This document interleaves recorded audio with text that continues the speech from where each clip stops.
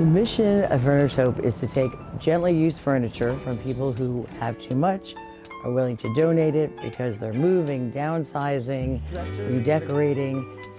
Yep, dressers we always need. I'm gonna pass on that one, but definitely take this one. Okay. We'll take that one. And giving it to people who really are in need of furniture. There is no question that in the DMV area, we have more than enough that everybody can have a comfortable home. It's just a question of how do we get it from one place to another. Ricky, I'm glad you came along because this is a bigger one than we usually have. Everyone deserves this. It's their right. They need to have a comfortable home. I want them to be able to move forward with their lives if this is something that is possibly holding them back, not having a safe, comfortable home. I can't stand the idea of children sleeping on the floor, knowing that they have different lives and circumstances than, other children they might go to school with, see on TV. It's just not necessary. It's, in my mind, ridiculous that we can't make this happen. It's funny, we haven't even gotten to the furniture yet. Probably fill a whole truck with this stuff. FurnishHope DC itself was created May 1st, 2021. But the idea behind it, what I and other people were doing started probably for real 24/7 a day when the pandemic started. I would never let the fear of something stop me from something I wanted to do. And in many ways it was kind of selfish because you could say I was putting my family, and close friends at risk in a way. But I decided, it was more important to do it because when, people in Bethesda, Potomac, Northwest, Chevy Chase were hibernating and staying in, it just got worse for people that I was, knowing and seeing in wards 7 and 8 where, if they were stuck in, they were stuck in very small places without enough furniture, without enough food, with nothing for the kids to do. And I can't stand that. I can't stand that thought. You want me to get the dolly? Yep.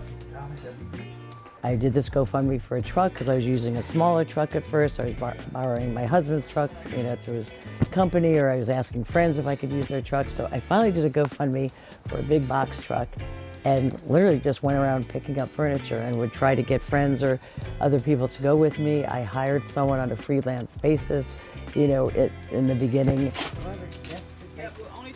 I have a partner, Adrian, who does a lot of the individual work with our clients because most often they need much more help than just the furniture. And she knows everything about resources in the city, about how to help. She's been in that many positions, similar positions herself, and come through them, helps women find their voice. So it's kind of grown from just getting furniture and household goods to trying to give, in particular, residents of Ward 7 and 8 more of a voice. So anytime you need something, please feel free to reach out to me. Don't feel like if you reach out to me, it's never too much. I try to find out what led them to needing furniture because there must have been a need that you didn't get met that led you to not having furniture. So I have a brief conversation with them because we want it to be like family. So when I chat with them as I chat with friends. Hi, I'm Adrian. You don't have to call me Miss Herbert. I'm Adrian, and I work closely with Niki. I'm her partner, and we just go down the line and we talk about the kids first because that's really heavy on my heart. What do the kids need? What do you guys need? What are you eating tonight? I just ask in general questions. I don't ask, do you have food stamps? No.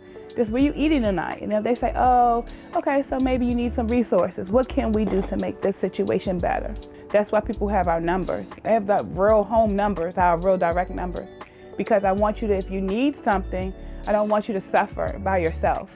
If I can help you, I don't care what time it is, if I can get there, help you, I want to be that help because it's needed. And a lot of people don't have that, that resource to turn to a mom or a dad or auntie or grandma. They don't have that. I love the fact that we don't want to pick things for you. Because you might like pink, I might like purple. I don't want to give you a pink chair and you're not a pink person. Your home is your home and that's your sanctuary and you should feel comfortable and cozy and happy there. So if we can assist you with that, because that's your place you go to outside of everything. You want to go there and be comfortable, happy, and safe. And that's what we want to assist families with doing. We don't help. we assist. You know, in my mind, it's not charity because this is all furniture that was too much furniture, was surplus. It would go to a landfill if people weren't taking it. And this, we only do quality furniture. If I wouldn't put it in my house, it won't go to someone else's house. So we had a client that came in and they were once on drugs and they were just rebuilding their life. They moved out of a transitional shelter to their own and they were in their unit for over a year with no furniture. They were sleeping on the floor. And we met them and we fell in love with the family as a whole.